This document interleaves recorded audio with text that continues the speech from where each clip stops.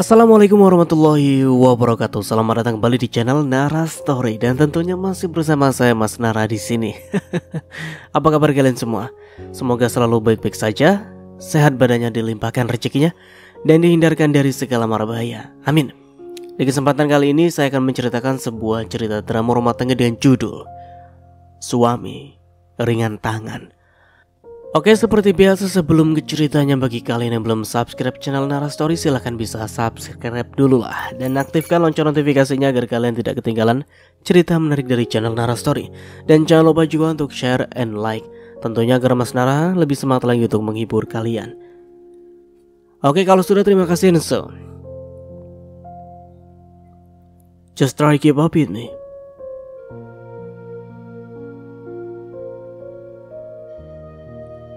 Sinta, cepat kesini budek, teriak Mas Santo. Ada apa, Mas? Kenapa teriak-teriak? Aku lagi menidurkan Caca, dari tadi rewel terus, sahutku pelan. Caca, anak kami berumur 2 tahun. Sini cepetan goblok, Mas Santo berteriak. Sebuah tamparan diarahkan ke pipiku yang kurus. Aduh, Mas, sakit? Kenapa mukulin aku sih? Rengekku. Masih nanya kamu? Salahmu apa? Picak matamu. Ini mana sambalnya? Sudah kukatakan tiap makan di meja ini harus ada sambal. Mas Santo berteriak masih memukuliku lagi. Mas, cukup Mas, ampun. Arah kita nempel terus dari tadi. Bukan gak mau buatkan, tapi gak sempat, Mas. Maaf, Sinta benar-benar lupa. Di sela tangisku sesenggukan, aku menyingkir ke sudut dinding berharap tidak dipukuli lagi. Awas kamu ya, bikin selera makanku hilang. Habiskan semua sendiri. Aku makan di warung saja. Capek-capek kerja mau makan gak ada sambal. Mas Anto melingkang pergi sambil mengepaskan pintu. Aduh, sakit banget.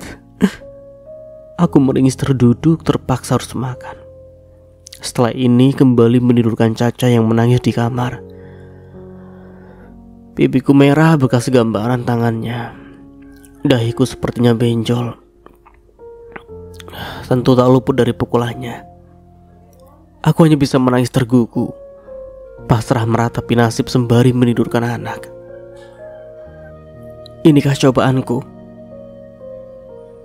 Dulu aku begitu mengejar Mas Anto, padahal ada lelaki lain yang juga menyukaiku. Entah kenapa aku memilihnya. Apakah ini azab untukku? Tidak. Ini hanya cobaan, ujian agar aku makin kuat. Aku terus meyakinkan diriku untuk kuat. Aku malu pada diriku sendiri. Aku merintih berbicara sendiri. Rumah tanggaku meski menyakitkan tapi masih kupertahankan. Tidak ingin mengakhiri bahtera saat ini karena malu pada orang tua dan keluarga. Menikah dengan orang yang kubanggakan sendiri dari awal ternyata tidak seindah yang kubayangkan. Caca, anak kami belum kuat berjalan, jadi sering kugendong. Terlebih saat sakit makin manja, selalu nempel minta digendong. Diturunkan sebentar selalu menangis, membuat aktivitasku terbatas. Seperti tadi siang, padahal aku sudah berusaha menyiapkan makan siang sebelum Mas Anto pulang. Semua harus siap di meja makan, tak boleh ketinggalan, apalagi perkara sambal. Tetapi aku malah lupa. Caca lebih rewel saat sakit, membuat beberapa pekerjaan yang mau ku selesaikan tertunda, hingga tidak sempat membuatkan sambal untuk pelengkap makan suami. Terjadilah kekerasan. Ini salah aku. Mas Santo memang capek bekerja mengangkat barang. Dia hanya melampiaskan kekesalannya dengan memukuliku. Aku harus sabar dan ikhlas menerimanya. Inilah cobaan dalam hidupku. Aku hanya ibu rumah tangga, tinggal di kontrakan dekat pasar, memudahkan suamiku untuk pulang makan siang di rumah dan beristirahat, kemudian melanjutkan pekerjaannya kembali sampai sore. Aku sadar saat ini hanya di rumah mengurus anak. Sebelumnya juga bekerja menimbang gula dan tepung di toko sembako sebelum punya anak. Di sanalah aku berkenalan dengan Mas Anto yang mengangkat barang di toko Haji Udin. Perkenalan singkat dan merasa cocok membuat kami melangsungkan pernikahan dengan sederhana. Waktu di awal pernikahan, Mas Anto memperlakukanku dengan baik. Tapi setelah tidak lagi bekerja karena mengurus anak, perlakuannya berubah. Dia tidak lagi lembut. Aku harus kuat, gak boleh menyerah. Ini pilihanku. Aku gak mau ditertawakan dan dianggap gagal. Meski sakit, aku sakit. Mas Anto, kembalilah lembut seperti di awal kita kenalan, seperti di awal pernikahan kita. Kenapa? Kenapa sekarang jadi kasar? Padahal aku tulus mendampingimu, pintaku dalam doa sambil terisak. Setelah Caca tidur, aku menunaikan kewajiban yang tertunda. Aku bukan tak berdaya, hanya berusaha mempertahankan rumah tangga yang baru seumur jagung ini. Teraniaya hampir setiap hari kurasakan. Tak sedikit pun aku bercerita pada orang lain. Aku hanya curhat pada Allah, berharap diberikan kesabaran seluas samudra. Aku berusaha terus sabar menjalani hingga terus mendoakan kebaikan untuk suamiku. Akankah dia mengerti ketulusanku? Aku sudah meninggalkan keluargaku untuk memilihnya. Apalagi sekarang sudah ada Caca, buah cinta kami. Entah kemana perginya Mas Anto yang ku tahu. Dia sering makan di warung Marni. Semoga saja perkiraanku salah. Mas Antoku tidak mungkin bermain hati dengan Marni. Aku sudah berusaha melayaninya sebaik mungkin, meski kepedihan yang ku dapat. Mas Anto, kembalilah menjadi suami yang penyayang dan perhatian padaku. Tak terasa air mataku menetes saat mendoakannya. Aku tulus menyayangi suamiku. Tak ada sedikit pun dendam amarah kepadanya. Tak sadar aku tertidur saat masih menggunakan mukena di atas sajadah lusuhku. Rasanya masih sakit. Meski aku banyak berdoa. Aku terbangun menjelang sore langsung mencuci muka dan berwudu. Aku lakukan kewajiban 4 rakaat, kemudian bergegas ke dapur membuat sambal untuk makan malam. Selagi anakku tidur nyenyak, aku lakukan pekerjaanku yang tertunda. Suami sebentar lagi pulang. Dia pasti marah. Iya, kalau aku tahu tertidur. Kalau aku terlihat lagi tertidur, dianggapnya bermalas-malasan. Aku harus menghindari kesalahan. Pipiku masih perih. Sinta, sedang apa kamu? Mas sudah pulang.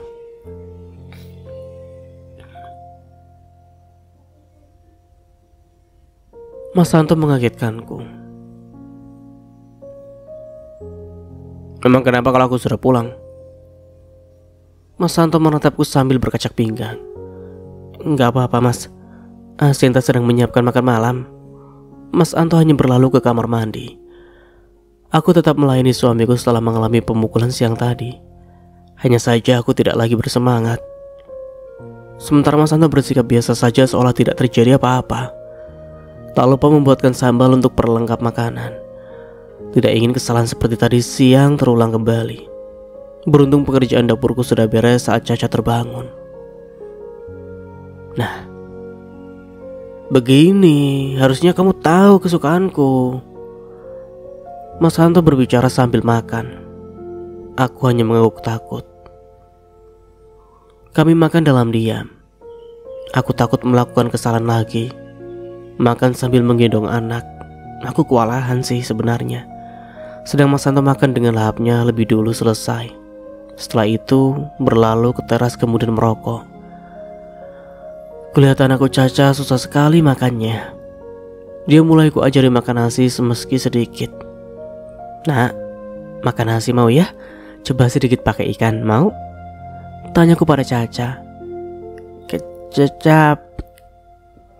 Caca geleng-geleng. Tanyanya tidak mau pakai ikan, hanya mau makan pakai kecap. Ya sudah mama, sini siapin ya. Ku suapi Caca sambil menemaninya makan. Syukurlah anakku mau makan. Meski baru 2 suapan, Caca makan nasi berlauk kecap. Sedangkan aku sudah makan sedikit. Tidak berselera makan karena masih merasakan sakit ini. Sinta, Sinta! Teriak Mas Santo di depan. Iya mas, sebentar. Aku segera berjalan ke depan meninggalkan Caca yang sedang makan di dapur. Kebiasaan, lelet kamu, bentak Mas Santo. Maaf mas, tadi Sinta menyuapi Caca makan, jawabku pelan. Buatkan kopi, taruh di sini. Jangan kemanisan. Cepat, perintah Mas Santo. Baik, ya mas. Aku tergagap segera membuatkan kopi untuknya. Saat aku kembali ke dapur, Caca sedang mengombok-ombok air di mangkok cebokan. Nak, kok makannya gak dihabisin? Tanyaku. Nggak kenyang, jawab Caca. Ya Allah, anakku ditinggal sebentar sudah ngambek. Mana suami gak mau ngerti lagi. Suka perintah, harus dikerjakan gak bisa nanti, gumamku. Sebentar ya nak ya, mama bikinin kopi buat ayah dulu. Setelah itu kita tidur. Kutinggalkan sebentar Caca, hanya dia memainkan bajunya yang basah. Aku bergegas membuatkan kopi. Takaran gulanya harus pas, tidak boleh ada kesalahan. Ini mas kopinya, silakan diminum. Saya masuk dulu ya, mau menidurkan Caca. Mas Santo cuma mengibaskan tangannya tanda menyuruhku masuk. Prang! Ada apa itu kayak benda jatuh? Ya Allah nak, hati-hati. Gegas ku hampiri Caca, dia baru saja menjatuhkan gelas. Caca haus. Oh, Caca haus, mau minum? Caca mengangguk. Setelah mengambilkan minum, segera aku membereskan pecahan gelas. Beruntung Caca diam duduk di bangku. Pecah lagi gelasnya. Kamu kalau marah jangan mecahin barang. Aku pecahin kepalamu nanti. Santo datang langsung marah, tangannya terkepal. Ampun mas, tadi gelasnya dijatuhin Caca. Dia mau minum gak sengaja jatuh. Sahutku pelan dan sedikit panik. Awas kamu, ancamnya. Ampun mas, ucapku sambil terpejam. Mas Santo melenggang masuk ke kamar, sedangkan aku mulai sesenggukan membereskan pecahan gelas dan sisa makanan. Caca menatapku. Mama nangis ya? Mama gak nangis. Sebentar ya nak ya, Mama beresin sedikit lagi. Ucapku menahan isak tangis. Aku bergegas menyelesaikan dan segera menidurkan Caca. Takut Mas Santo ke dapur lagi dan memarahiku. Ayo bubuk dulu ya Caca, anak manis, anak pintar, kesayangan mama. Ku gendong anakku saat mulai terlelap, baru direbahkan ke kasur. Saat merebahkan Caca di kasur, dia terbangun dan kembali kutidurkan. Sambil menemani Caca rebahan, tak sengaja aku terlelap. Tiba-tiba rambutku dijambak kuat. Aku terbangun.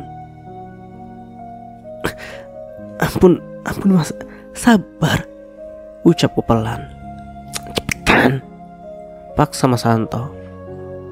Mas Santo minta jatah. Tak boleh telat, tak ada alasan menolaknya. Aku pun menurut. Sabar mas, jangan buru-buru, ucapku lembut. Diam, mulutmu bau, bentak Mas Santo. Aku diam tak membantah lagi. Takut Caca terbangun dan melihat. Tak lama suamiku mencapai keinginannya. Langsung tertidur pulas. Aku meringis. Sama sekali tak merasa nyaman. Mas Santo kasar. Badanku jadi sakit semua. Mencoba tidur sesaat dan harus bangun sebelum suami dan anakku bangun esok subuh. Sebelum bekerja Mas Santo makan pagi. Beruntung aku lebih awal terbangun, sehingga pekerjaan di dapur beres.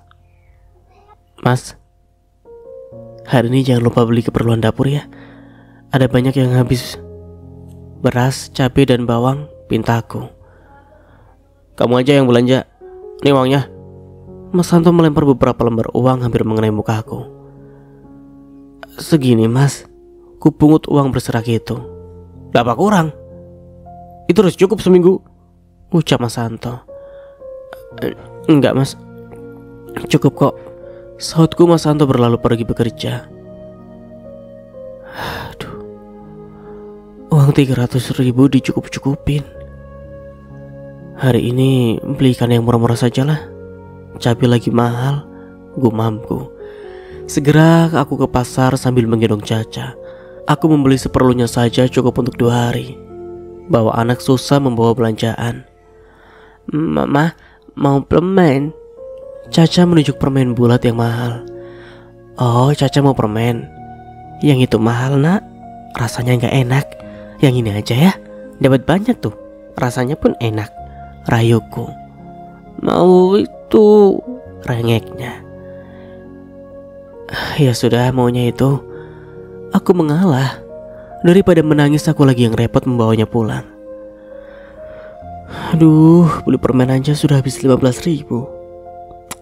Bawa anak gak bisa hemat, gumamku. 1 aja ya nak ya, pintaku. Dua, pinta Caca. 1 dulu ya, nanti besok beli lagi, bujuku. Iya mah, jawab Caca. Aku pun lekas pulang, khawatir Caca minta jajan lagi. Terlebih aku takut dipandangi orang karena muka sedikit merah bekas gamparan tangan Mas Santo. Orang-orang mulai memperhatikanku. Sebelum mereka bertanya, aku sudah lebih dulu menjauh. Bagaimanapun aib suamiku adalah aibku juga. Harus kututupi. Oke, sebelumnya kita flashback dulu.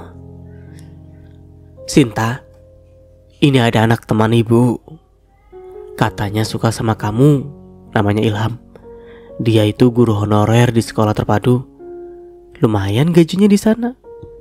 Dia sambil jadi guru les juga. Kamu mau ya dijodohkan sama Ilham? Ibu berkata sambil menyerahkan sebuah foto. Ilham, aku mengenalnya.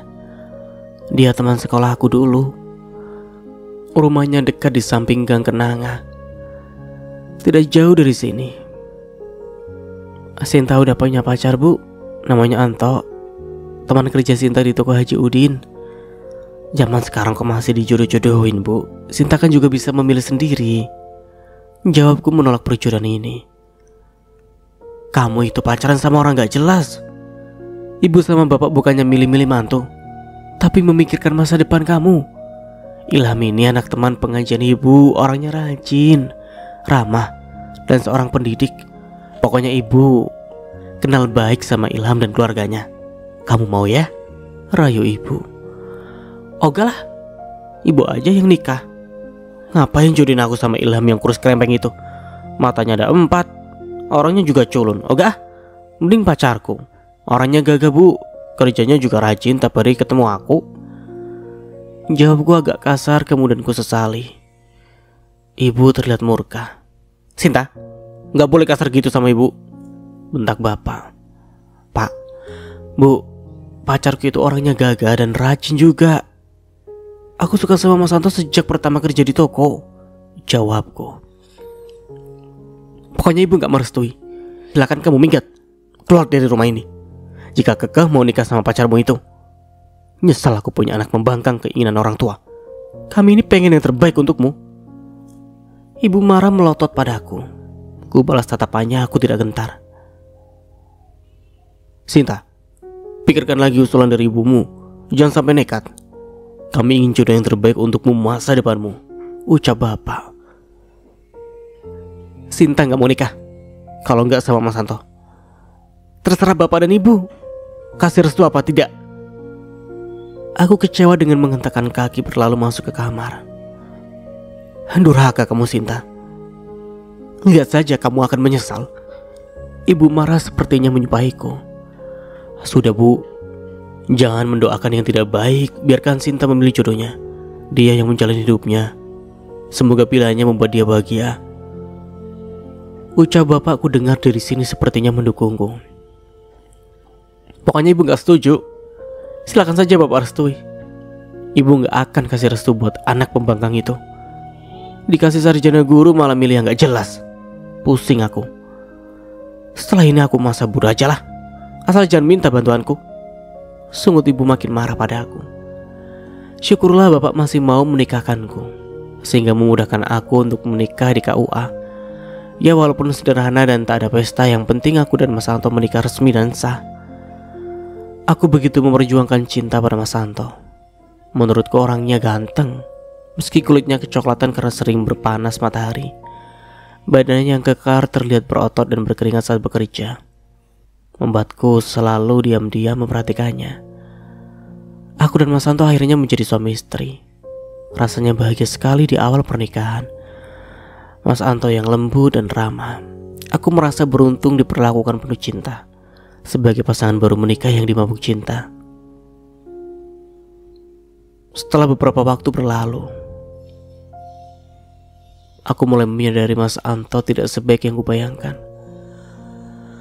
Dia berubah semenjak aku melahirkan, membuatku ragu dan menyesali pilihan. Bapak, Ibu, Sinta rindu kalian, gumamku. Di awal kami menikah dengan sangat sederhana, karena Mas Anto tidak cukup uang untuk menggelar pesta. Hanya bapak saja perwakilan dari keluarga yang setuju sekaligus sebagai wali nikah aku. Sedangkan ibu dan adik tidak hadir di pernikahanku. Setelah menikah, aku tinggal di kontrakan dekat pasar dan tempat kerja kami. Bahagia awalnya. Aku membanggakan Mas Anto pada teman dan keluarga saat bertemu di mana saja. Menikah dengan lelaki pilihan sendiri membuatku bahagia. Saat itu aku masih bekerja, hingga menjelang lahiran baru berhenti. Sikap Mas Anto masih lembut dan perhatian hingga aku melahirkan anaknya. Perhatianku mulai terbagi antara anak dan suami. Setelah tidak lagi bekerja, barulah Mas Anto mulai berubah kasar dan kurang peduli. Sinta, mulai besok kamu harus nyiapin makanan lengkap dengan sambalnya. Itu menu wajib ada. Nanti aku yang belanja, beli bahannya, ucap Mas Anto waktu itu. Mas Anto yang dulu lembut mulai berubah. Dia kasar, suka memerintah, dan kerap kali membentak. Awalnya aku masih memaklumi. Mungkin suamiku kelelahan dan melampiaskan emosinya sesaat. Lama-lama Mas Anto tidak lagi bersikap lembut. Aku tidak berani. Apalagi dia mudah melayangkan tangan. Jangankan melawan, ku jawab saja ucapannya dia memukulku. Aku mulai memikirkan ucapan orang tuaku dulu, kalau aku akan menyesal. Benar saja, aku menyesal. Tapi sudah terlanjur punya anak. Tak mudah bagiku menutupi apa yang terjadi. Kadang kalau habis dipukul, aku selalu menutup muka dengan kain kerudung yang kujadikan cadar. Berjalan sambil menunduk menghindari tatapan orang-orang. Seperti siang itu, aku ditampar hanya karena lupa membuatkan sambal. Aku bisa apa? Hanya memohon ampun agar tidak terus dipukul. Dalam pengurusan anak pun sepenuhnya ada padaku. Mas Anto hanya bekerja dan sibuk sendiri. Kadang ke warung, memancing kalau sedang libur bekerja. Menurut tetangga, suamiku juga menjudi. Tentu aku tidak percaya. Mana mungkin suamiku melakukannya, sedangkan aku hanya dijatah 300.000 seminggu. Aku merasa lelah, tapi masih bertahan. Mas Anto tak segan mengancamku jika mencoba kabur atau pergi dari rumah tanpa seizinnya. Seperti pada waktu itu, aku bersiap hendak pulang. Pas aku pergi saja. Mau pulang ke rumah orang tuaku, aku tidak sanggup disiksa lagi. Kamu menyakitiku, ucapku terisak. Gak akan. Kamu gak boleh pergi tanpa seizinku. Masuk, atau anakmu kubunuh, ancamnya. Jangan mas. Nyebut anak kita ini bukan anakku seorang, ucapku khawatir. Melawan kamu ya, sudah berani menjawab. Dia kembali melayangkan tangan kasarnya dan mengenai wajahku, membuat pipiku merah, perih. Aduh mas, cukup mas, pintaku menghibah. Mau kucekik anakmu, hah? Masuk, bereskan cepat, perintahnya sambil berkacak pinggang, ludahnya menciprat dan mata melotot. Caca, anakku dalam gendongan, menangis terkejut karena suara kerasnya. Baik mas, aku mengalah. Kembali ke kamar, menyusun kembali baju-baju ke dalam lemari plastik. Mas Anto memandangiku dengan mata melotot. Awas ya, jangan coba-coba kabur. Setelah mengatakan itu, dia pergi dengan mengempaskan pintu. Caca yang mulai tenang dalam pangkuan kembali menangis. Sambil mendudukkan Caca, berurailah air mataku, menyesali hidup bersama lelaki pilihanku sendiri. Sampai kapan aku begini? Sampai kapan? Dengan sekuat tenaga ku tahan suara tangis. Anakku Caca sudah tertidur. Aku ke dapur mencari sesuatu. Otakku sudah buntu. Aku tak sanggup lagi. Ku cari tali tak ketemu, yang kutemukan hanya pisau dapur di laci meja. Kemudian menggulung lengan baju. Bapak, Ibu, maafkan aku. Aku hampir putus asa dan melukai diri sendiri. Tiba-tiba anakku yang terlelap menangis. Aku terkejut kemudian membuang pisau dapur di tangan ini ke jendela. Astagfirullah, apa yang kulakukan? Bapak, Ibu, tolong aku. Aku berusaha menahan tangis, kemudian ke kamar menimang anakku.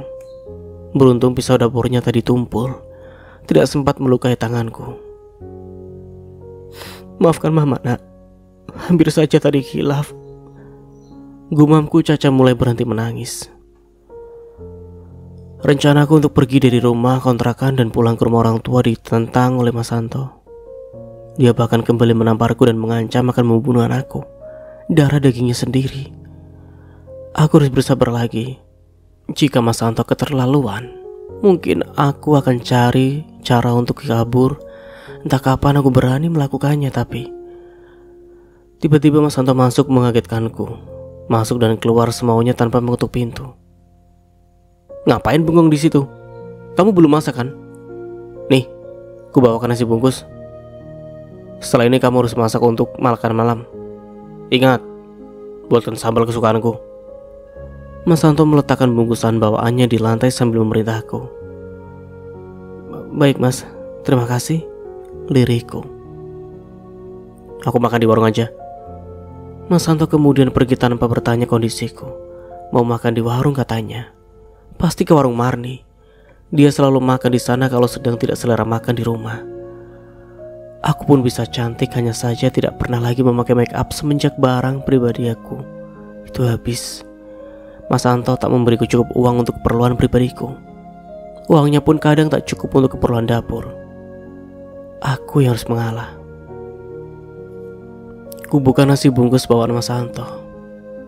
Ya Allah, nasinya sedikit sekali, hanya berlauk seiris daging ayam yang sekali suapan sudah habis, ditambah oseng tempe kering dan secuil sambal. Mungkin ini nasi bungkus harga 7 ribuan yang dijajakan keliling Mang Ahim dengan sepeda bututnya. Pantas saja Mas Santo lebih memilih makan di warung. Mungkin dia makan enak di sana sambil ditemani Marni, pemilik warung yang cantik itu. Sedangkan anakku hanya dibelikan secangkir bubur kacang 5 ribuan. Mau tidak mau aku harus masak setelah ini. Anakku terbiasa makan nasi baru kenyang. Biar makan sedikit asalkan nasi. Kubiarkan sebentar anakku yang terbangun menangis di kamar. Aku makan dengan lahap, paling 3 menit sudah habis. Nasi yang secuil itu hanya dalam beberapa suapan. Segera ku ambil sendok dan mangkuk, lalu ku salin bubur kacang dalam wadah plastik itu. Segera menyuapi anakku yang kelaparan dan kehausan. Asiku sudah seret, mungkin kurang nutrisi. Mas Santo tak banyak memberi uang belanja. Kalau dia yang belanja tentu aku tak dikasih uang lagi. Ingin ku protes, takut mendapatkan pemukulan lagi. Mas Santo berubah tidak lembut seperti dulu lagi. Sekarang mudah main tangan. Padahal badan kurusku ini juga butuh belalaian mesranya. Tapi yang ku dapat malah perlakuan kasarnya. Jujur aku benar-benar menyesal memilihnya. Mencoba bertahan sebentar lagi, semoga Mas Santo sadar akan posisiku sebagai pendampingnya. Dan ada anaknya yang juga butuh kasih sayangnya. Mas Santo, kami sayang padamu. Sayangilah kami sebagaimana kami menyayangimu. Mas Santo tidak memberiku uang pagi ini. Katanya kemarin uangnya habis main judi. Aku bisa apa? Memprotes pun percuma, paling dia main tangan kalau malas menanggapi kata-kataku. Nasibku sial sekali. Punya suami tak perhatian padaku dan juga pada anaknya sendiri. Pagi ini aku tetap masak. Sisa beras kemarin masih ada. Lauknya hanya ikan asin murah yang banyak tulangnya. Sayurnya jangan ditanya. Cuma mie instan yang dimasak mengambang. Mam, Caca anakku merengek lapar. Sebentar ya, ini ada nasi sama kuah mie ya nak. Ku taruh di piringnya seporsi nasi dan sedikit mie tanpa ikan asin. Kecap, rengek Caca. Kecapnya habis nak. Jawabku sedih. Kemarin sisa uang sedikit hanya mampu beli kecap manis eceran 2.000 rupiah dan sudah habis. Makan lauk mie aja ya nak. Ini mama tambahin mie-nya. Dimakan ya, tawarku. Gak mau. Caca menangis. Ya Allah, anakku malah menangis. Gimana ini, aku jadi bingung. Kontrakan yang ku tempati ini dekat pasar induk. Sepagi ini mana ada yang kubuka. Warung kecil eceran juga lumayan jauh. Sisa uang cuma 5.000. Bisa aja beli kecap eceran 2 saset. Diam, berisik. Teriak Mas Anto yang baru bangun, wajahnya bersahabat. Ajarin anakmu tuh, jangan suka menangis kencang. Berisik tau. Tutup mulutnya, perintahnya. Mas, tolong beliin kecap buat Caca. Kecapnya habis, pintaku.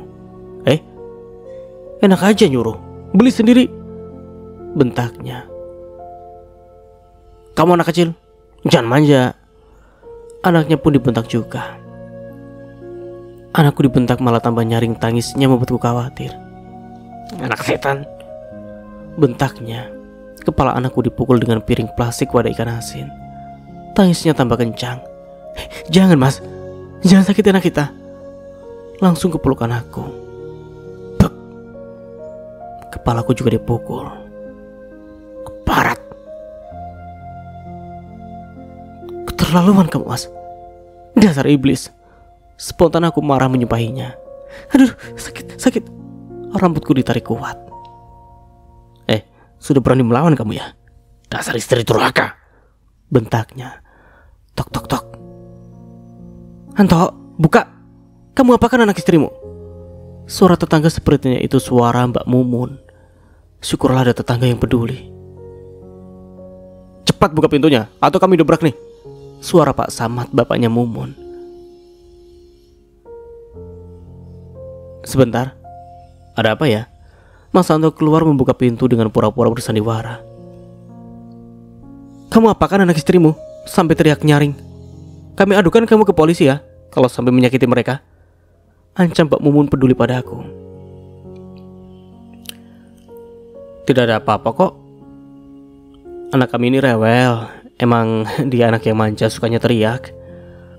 Ucap suamiku ingin ku bantah, tapi matanya melotot menyurutkan tekadku. Apa yang terjadi Sinta?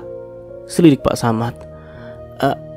Begini Pak, anak kami mau makan tapi kecapnya habis, dia teriak karena lapar. Ucapku berbohong yang kemudian ku sesali. Oh, kasihan sekali, mau kecap ya? Sebentar Mbak ambilkan ya. Mbak Mumun keluar sebentar. Anto, sebagai tetangga kami tidak mau ada keributan. Tolong kamu perhatikan baik-baik anak istrimu. Jangan sampai mengabaikan mereka. Tanggung jawabmu sebagai kepala keluarga memenuhi kebutuhan mereka. Nasihat Pak Samad pada suamiku. Mas Anto diam saja dinasihati Pak Samad. Beraninya hanya pada aku.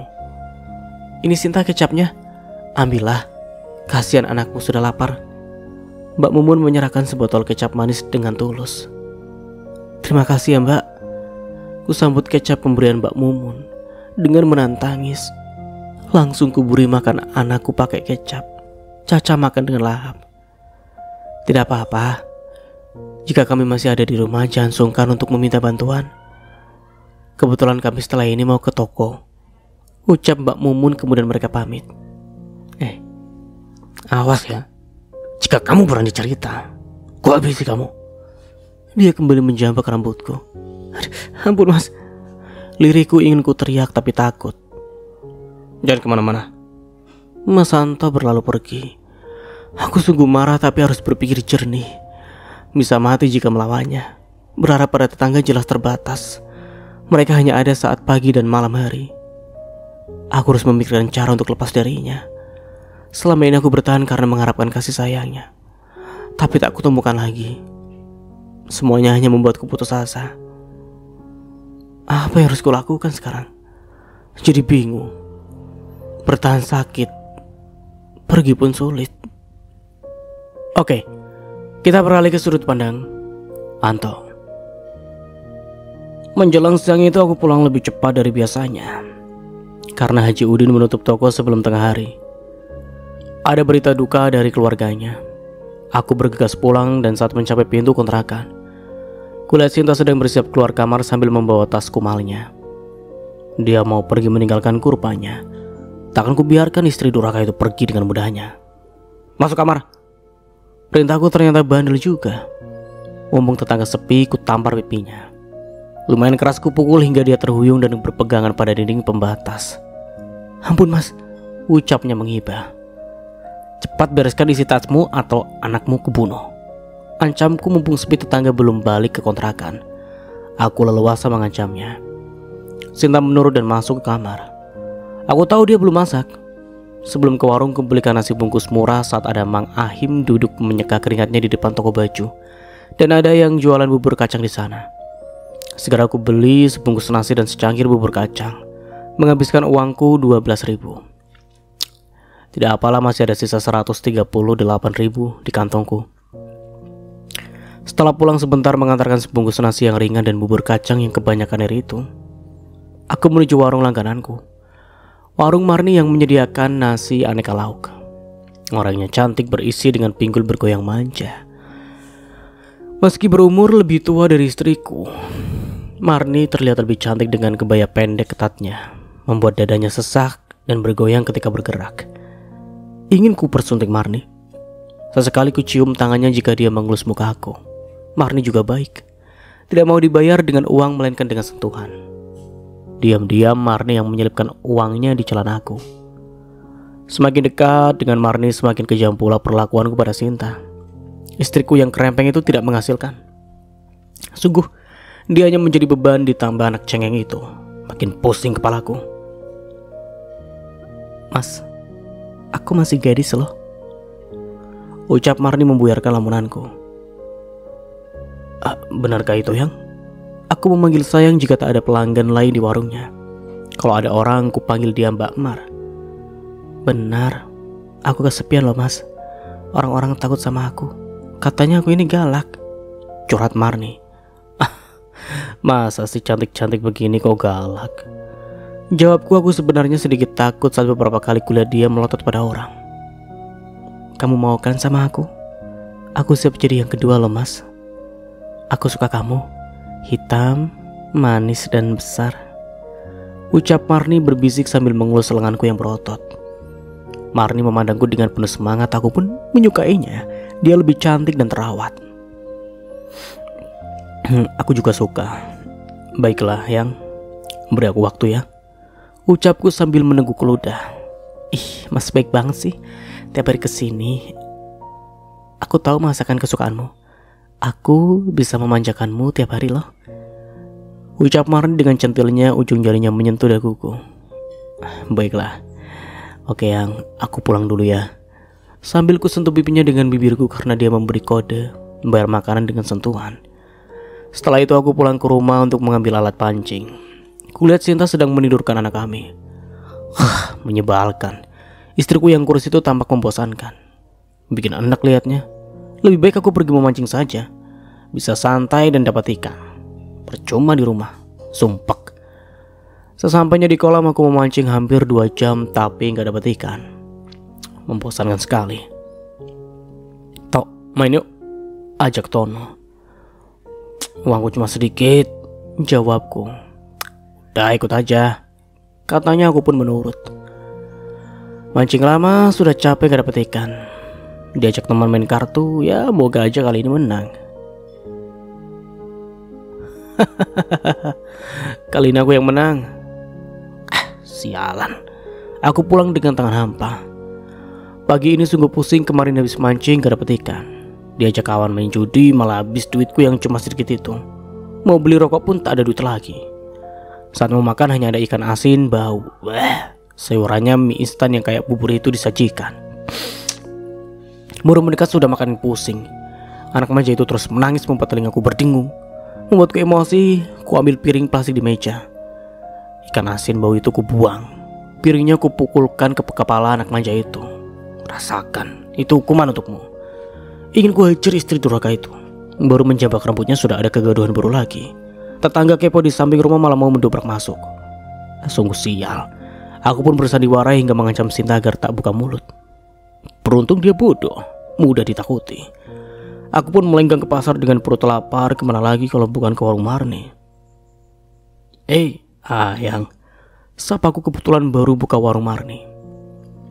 Mas Anto, terlope-lopeku sayang, I miss you. Marni memberi ciuman jarak jauh dengan gerakan tangannya dan mulut dikerucutkan. Masalah Priang, ucapku setelah mendekat. Ayang jangan malu-malu. Ayo ambil aja nasi dan lauknya, tawarnya. Habisin ya mas. Marni menungguiku makan. Sudah habis yang. Karena lapar lekas ku habiskan seporsi nasi dan lauk. Ayo sini dulu. Dia menarikku ke dalam warung. Aku didorongnya hingga terduduk di lantai. Dia mencekal leherku sambil berbisik. Kamu harus menikahiku secepatnya. Aku tidak mau berlama-lama. Marni memaksaku. Aku jadi ragu, tapi tak dapat menolak. Mungkin dia bisa diandalkan. Ku turuti saja maunya. Baiklah yang, minggu depan kita menikah. Ucapku asal yang penting dia lekas berdiri. Aku merasa tidak nyaman duduk di lantai warung yang kotor ini. Nah gitu dong. Aku tidak suka penolakan. Marni berdiri dan terlihat kesenangan. Aku bertanya-tanya dalam hati. Haruskah aku menikahinya? Tak ada salahnya aku menurutinya. Lagi pula Sinta tak bisa melarangku. Wanita lemah itu mana mungkin melawanku. Dia pasti setuju aku akan menikah lagi. Aku pasti bahagia bisa memiliki keduanya sekaligus. Jika perlu ku ancam Sinta dengan anaknya, pasti menurut. Selama ini dia selalu bergantung padaku. Tak mungkin kemana-mana. Awas saja mencoba pergi. Mas jangan bengong. Cupitan Marni mengalihkan perhatianku. Apa yang? Tanyaku. Aku berubah pikiran, ucap Marni. Apa? Tanyaku lagi. Jangan minggu depan. Terlalu lama, katanya. Jadi, tanyaku penasaran. Besok lusa kamu harus menikahiku, ucap Marni. Hah? Aku terkejut, ini di luar dugaanku. Aku tidak mau ada penolakan. Sebelum aku meresponnya, Marni lebih dulu mengingatkan. Besok lusa? Tak ada waktu berpikir lagi. Batinku ragu. Tidak usah pikirkan. Semuanya aku yang urus, ucap Marni seperti mengetahui isi pikiranku. Aku terdiam dan hanya manggut-manggut. Kulihat Marni makin menatapku. Marni semakin mendekat. Sungguh beruntung nasibku setelah minta izin libur 2 hari untuk menikah. Aku diberi duit 300.000 oleh Haji Udin. Katanya tidak bisa datang, jadi memberi duit sebagai tanda ucapan selamat. Sesampainya di kontrakan, istriku yang kurus itu sedang menyuapi anakku makan bubur. Biasanya anak kecil itu makan nasi tapi malah dibuatkan bubur. Aku tidak bertanya karena saking semangatnya. Dengan mudahnya aku katakan besok akan menikahi Marni. Sinta, ada berita gembira untukmu, ucapku saat masuk ke kontrakan. Tak sabar menyampaikan keinginanku untuk kawin lagi. Ada berita apa, Mas? Sepertinya kamu senang sekali. Kamu dapat rezeki lebih ya? Tanya Sinta dengan polosnya. Tentu, ini lebih dari rezeki. Aku akan menikahi Marni yang cantik itu. Sahutku percaya diri. Apa? Tega kamu, Mas. Aku sudah mendampingimu dan melahirkan anakmu. Inikah balasan atas kesetiaanku padamu? Sinta menangis. Dasar cengeng sama kayak anaknya. Tapi aku tidak kasihan lagi padanya. Kamu pasti setuju kan? Tanyaku awas saja menolak. Sinta malah menangis dan tertawa. Kupikir dia sudah gila. Rambutnya tadi sisir, mirip gembel saja. Aku bisa apa? Terserah maumu. Menikahlah sepuasnya. Sinta mengatakannya sambil berteriak. Sepertinya setuju aku menikah lagi. Aku yang hendak marah pun mulai mendekat memeluknya. Kasihan juga dia. Kamu memang istriku yang pengertian. Ucapku sambil mencium keningnya. Sinta diam saja. Air matanya terus mengalir membuatku terdiam. Aku akan menikahinya besok. Kami akan menikah di bawah tangan biar tidak ribet, kata Marni. Kamu harus hadir, tepatnya di rumah Marni di belakang pasar. Ucapku. Sinta malah mirip patung diam tak menjawab. Ini duit untuk kalian belanja. Ingat jaga anak kita supaya tidak mengganggu. Belikan permen yang banyak. Ucapku sambil memberinya duit 100.000. Beruntungnya Sinta hanya berteriak, menikahlah sepuasnya. Ekspresinya aneh seperti orang gila. Iya, aku anggap dia menyetujui. Padahal aku hanya memberitahukan bukan minta izinnya. Karena dia mendukungku. Ku beri dia duit 100.000 yang mana duit itu akan digunakan untuk beli beras. Katanya beras habis. Pergilah dia jalan kaki sambil menggendong Caca, beli beras di toko yang masih buka sore ini. Waktu berlalu hingga tibalah saatnya aku menikahi Marni. Kupaksa Sinta ikut bersama aku, meski harus menjambak rambutnya yang bau, hingga mengancam dengan anaknya. Akhirnya Sinta bersedia ikut. Sesampainya di sana, kulihat Marni sudah berbalut busana pengantin dengan putih yang seksi, dengan kain transparan menutup bagian atas dadanya. Terlihat bayangan dadanya, membuatku hampir menyentuhnya. Ku dekati dia. Marni tersenyum bahagia. Di rumah Marni ternyata sudah ada seorang penghulu dan beberapa saksi dari keluarga Marni. Tidak banyak yang hadir, paling hanya keluarganya di sini. Aku mengucap akad nikah dengan mahar 200.000. Setelah itu Pak Penghulu membacakan doa hingga selesai. Dia pun pulang. Keluarga Marni juga pulang tak lama setelahnya. Kusuruh Sinta pulang dengan jalan kaki. Dia malah diam. Mau bobo. Ucapan aku yang terlihat mengantuk, mulutnya menguap beberapa kali. Setelah kekenyangan makan roti dan cemilan sajian yang ada. Anak dan ibunya sama saja. Kutatap istri baruku, Marni. Oh Marni, sungguh cantik bak bidadari.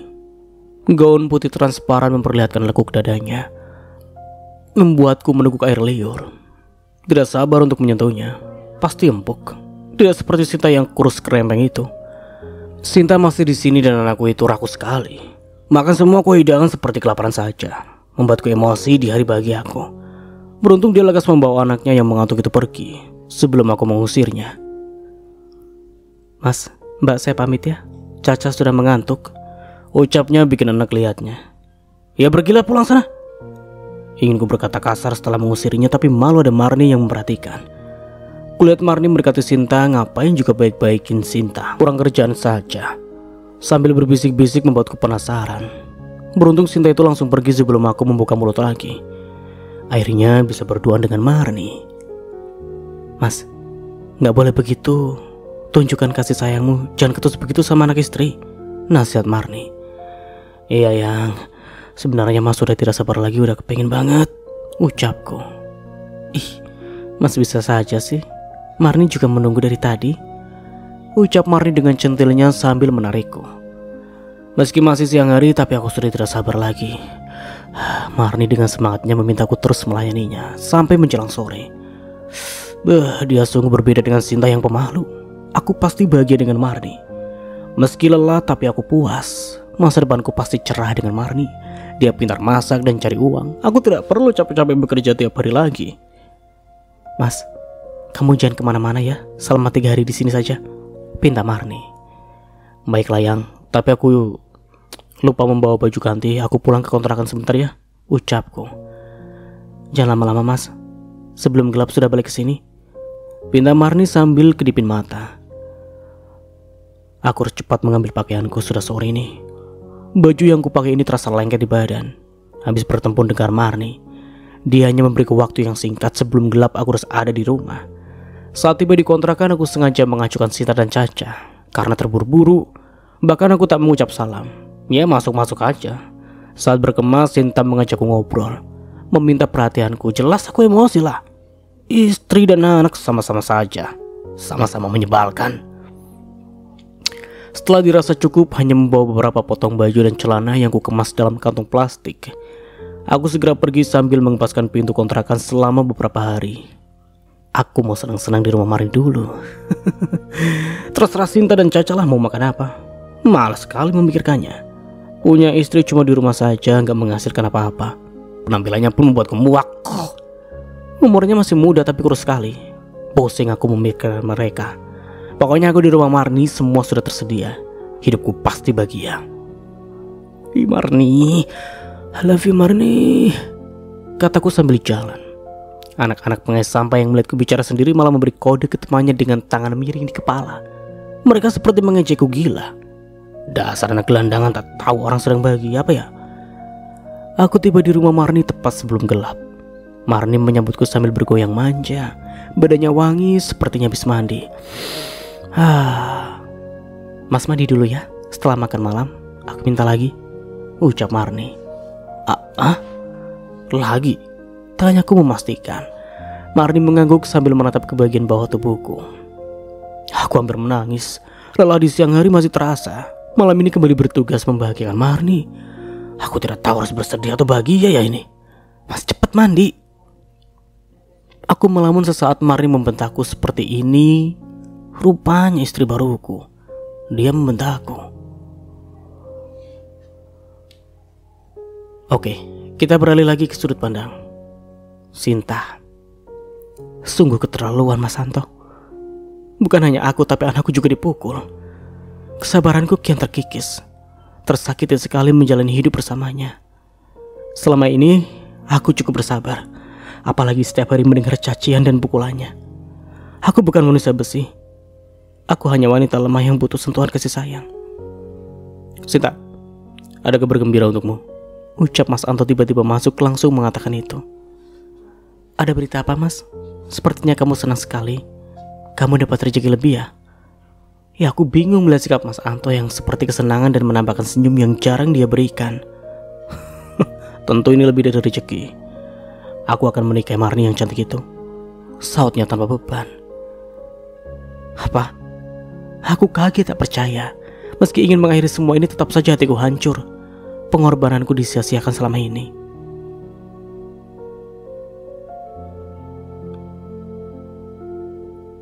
Waktu berlalu. Hingga tibalah saatnya Mas Anto menikahi Marni. Aku dipaksanya diajak serta. Menjambak rambutku sampai mengancam anakku. Pada akhirnya aku pun mengalah. Bersepeda boncengan dengan Mas Anto.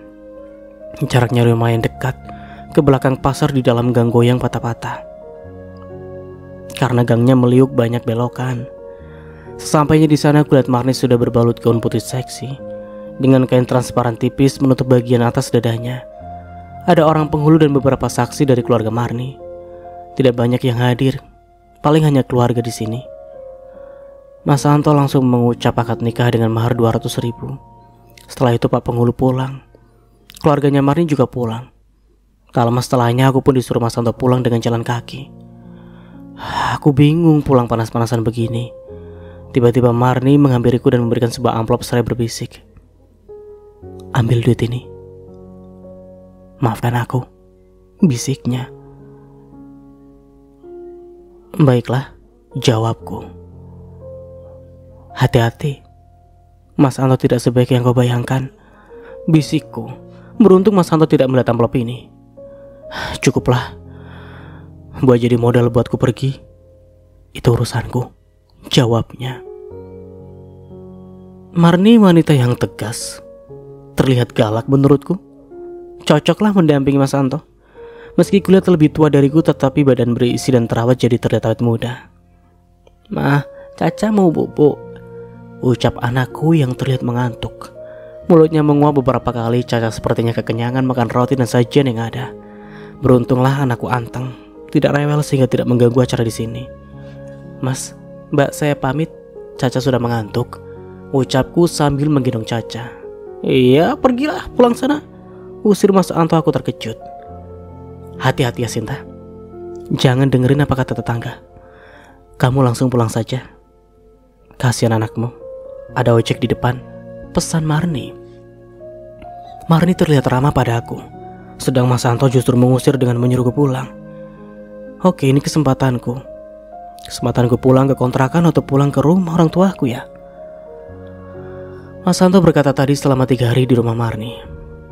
Aku punya kesempatan untuk pulang ke rumah orang tuaku. Tunggu. Mas Anto belum membawa baju-bajunya. Dia akan datang ke kontrakan lagi. Pasti sebentar lagi kesini. Kutunggu saja dulu sampai dia berkemas mengambil pakaiannya. Aku tidak boleh gegabah. Kali ini aku tidak akan gagal. Duit dari Marni lumayan, 500.000. Bisa kugunakan untuk ongkos pulang ke rumah orang tua. Aku akan melupakan Mas Anto. Biarlah Marni yang menguasainya. Aku tidak peduli. Mas Anto juga tidak sayang lagi pada aku. Mas Anto kembali ke kontrakan sore ini sesuai dugaanku. Dia mengambil bajunya sebagian untuk dibawa ke rumah Marni. Aku dan Caca hanya didiamkan tanpa diperhatikan. Mas, anakmu dari tadi gak diperhatikan. Kasihan dia gak pernah kamu gendong. Ucapku mencoba mencari celah perhatiannya. Ogah, ngapain gendong dia? Anak ingusan itu. Jangan manja, nanti ngelunjak. Apa? Mau protes? Mas Anto selalu galak pada kami, membuatku muak. Ingin protes pun ya percuma. Lebih baik aku pergi. Mas, kami masih di sini, Mas. Kamu gak sedikit pun perhatian. Entah bertanya kami sudah makan apa belum. Aku sekedar mencari secul perhatiannya, tapi Mas Anto masih saja kasar. Aku sibuk. Kamu jangan manja lah. Ini malah ikutan manja kayak anak kecil. Jangan membuatku marah. Bentaknya dengan ekspresi wajah yang menakutkan. Mas, kamu kan mau ke rumah Marni. Kami di sini dikasih duit nggak buat belanja kebutuhan kami di sini? Ucapku. Duit terus otakmu. Kemarin kan sudah dikasih 100. Apa sudah habis? Boros banget. Nurhaka kamu menyusahkan suami. Marahnya setelah mengatakan itu, ia berlalu pergi begitu saja. Duit 100.000 saja diungkit lagi. Itu juga untuk beli beras. Mas Anto, awas kamu. Kutinggalkan kontrakan ini, takkan pernah kembali lagi. Ucapku dalam hati. Aku hanya menghela nafas menahan kesal. Setelah dia memasukkan beberapa potong pakaian ke dalam tas plastik, langsung pergi tanpa pamit. Ku tatap pintu bekas kepergiannya dengan kemarahan. Istri mana yang tak marah? Si suami sudahlah kawin lagi, malah tidak memberikan nafkah yang layak, bahkan tak ada perhatian lagi pada anak istrinya. Kepergiannya menambah luka di hati. Semakin yakin bagiku untuk pulang ke rumah orang tua. Kini sudah saatnya. Baguslah dia pergi. Tak ada sedikit pun perhatiannya padaku, juga anaknya sendiri. Aku hanya berbasa-basi dengannya. Rupanya dia sedang dimabuk kepayang. Benar-benar egois. Ku ambil tas kumalku di samping lemari. Segera ku masukkan bajuku yang tak seberapa. Baju anakku yang semuanya sudah kekecilan. Aku baru menyadari sudah setahun tidak membelikan baju anakku. Bayangkan, anak 2 tahun memakai baju anak setahun. Hanya beberapa potong baju yang layak pakai. Itu pun pemberian tetangga. Tak banyak yang kubawa, hanya sepenuh tas saja. Aku terdiam sambil menggendong Caca. Kupandangi wajah anakku yang lebih mirip diriku. Anak yang tidak disayangi bapaknya. Segera aku buka pintu kontrakan, kebetulan ada bang ojek yang mampir di kontrakan sebelah. Langsung saja aku panggil untuk membawaku. Bang, sini. Lagi kosong kan? Antar aku ya ke kecamatan seberang, Jalan Gerilya dekat Simpangan, ucapku. Oh iya mbak, lagi nyantai nih. Tadi habis ngantar Mbak Yuni tadi, naiklah, sautnya. Tas satu-satunya yang kubawa ditaruh di depan. Aku duduk, boncengan di belakang sambil gendong Caca. Rasanya aku seperti terbebas dari himpitan. Berhasil keluar dari rumah kontrakan itu. Aku berjanji tidak akan lagi ke sana. tidak akan kembali lagi. Air mata mengalir begitu saja mengingat kebodohanku bertahan selama ini. Rasanya disia-siakan itu hampir membuatku putus asa. Saat ini hanya satu tujuanku, yaitu kembali ke rumah orang tua. Mereka yang kutinggalkan demi suami kasar. Aku harus meminta ampunan kedua orang tuaku.